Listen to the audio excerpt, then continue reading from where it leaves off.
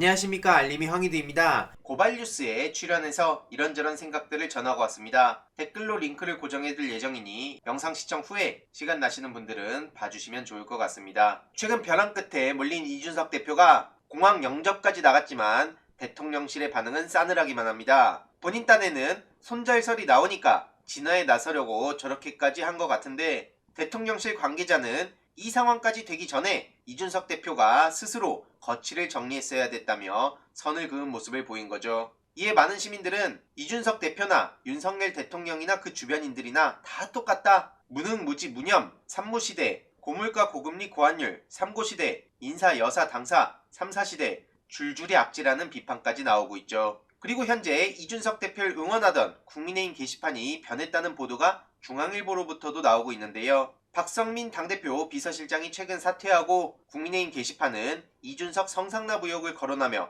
사퇴를 요구하는 글이 잇따랐단 겁니다. 온갖 비판의 목소리가 쏟아지고 있는데요. 37세 영선 당대표를 향한 기대감이 컸는데 결국 이준석 대표가 보여준 건 자기 정치였기 때문이라는 지적도 나오고 있죠. 전문가들로부터도 이런 비판의 목소리가 나오는 건데요. 정확히 말하면 마이너스 3선 중진, 마삼중이죠. 다시 말씀드리지만 선거에 10번이고 떨어질 수 있습니다. 그게 중요한 게 아니고 자기 선거 다 떨어지면서 여야를 떠나 여기저기 훈수 두고 허세 부리는 게 문제라는 겁니다. 그리고 지금은 펜코로 다 넘어가서 이준석 대표를 비판하는 목소리가 많이 보이는 거다, 이런 분석도 있는데요. 현재 펜코에선 윤석열 대통령에게 어마어마하게 많은 비판의 목소리가 나오고 있습니다. 이준석 대표를 무조건 따르고 지지하고 있기 때문이죠. 이런 식으로 윤석열 관련한 글이 계속 올라오면서 댓글을 보면 온갖 욕들이 쏟아지고 있는데요. 그렇게 민주진영에 대깨문이다, 팬덤이다 비난하던 사람들이 성상납 증거인멸교사 의혹을 받고 있는 이준석 대표 앞에선 무조건적인 지지를 보내는 건 정상일까요? 그리고 계속 말씀드리는데 이명박 정부와 윤석열 정부의 평가는 연동돼 있을 수밖에 없습니다. 문재인 정부 때부터도 계속 올라왔던 비슷한 글인데 이명박 씨가 그립다, 이런 여론이 계속해서 주기적으로 올라오고 있다는 거죠.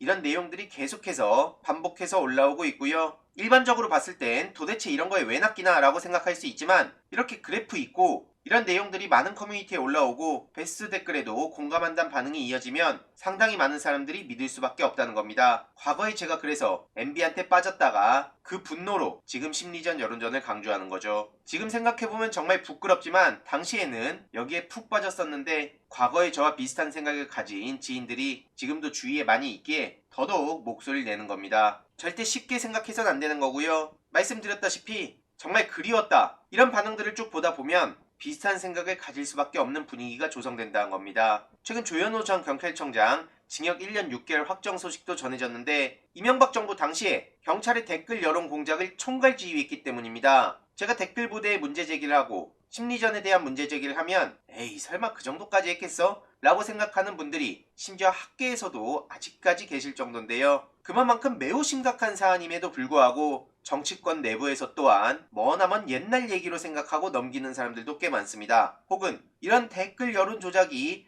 여러 사안에 걸쳐서 나왔음에도 불구하고 우리가 진정성을 가지고 민생과 경제를 잘 챙기면 민심은 돌아올 거라고 생각하는 분들도 역시 마찬가지로 많이 계시죠. 이렇게 대놓고 경찰이 국민의 의사 형성 과정에 조직적으로 계획적으로 개입해서 처벌까지 받는 상황이고요. 경찰뿐만 아니라 국정원도 어마어마한 짓들을 저질렀죠. 기무사는 말할 것도 없고요. 이런 와중에 이재호 씨는 지금 국민의힘 지지율은 하는 거 보면 더 많이 나온 거다, 이렇게 비판을 하고 있는데 현재 국민의힘이 하는 꼬라지를 보면 그것도 많이 나온 거라고 비판했습니다. 최근 2달 동안 여당이라는 게 맨날 싸우기만 하지 않았냐, 그러면서 이준석 리더십에 대해서 강하게 비판을 하는데요. 지도력도 없고 정치력도 없는 그 한심한 지도부니까 지도부가 제일 책임있고 그 갈등과 혼란을 불러낸 게 바로 이준석 대표라고 따끔하게 지적한 겁니다. 맨날 자기한테 싫은 소리하고 비판하면 싸우기나 하고 달려들고 SNS에 올리고 이러니까 국민들이 누가 그 당을 지지하겠냐, 이런 얘기까지 하는데 많은 공감이 이어지고 있고요. 그래서 어제 이런 글을 남긴 겁니다. 누군가 자의식과잉 불통정치의 미래를 묻거든 고개를 들어 마삼중을 보게 하라. 그리고 누구든 민주당의 이준석을 꿈꾸는 건 개인의 자유지만 그러면서 청년정치라는 구호를 앞세우는 건 납득할 수 없다는 글도 남겼는데요. 이와 관련해서는 다음 영상을 통해 최근 인터뷰 내용을 간략하게 공유드릴 예정입니다. 이외로도 김진태 지사가 결혼 축하금 100만원 준다 등 공약 8개를 했었는데 그걸 철회한다고 했네요. 이게 국민의힘의 실체 아니겠습니까? 이외로도 분위기가 싸늘해지니 하태경 의원은 계속해서 북풍몰이를 하고 있고요. 이에 당연히 대다수 시민들은 싸늘한 반응을 보이고 있고,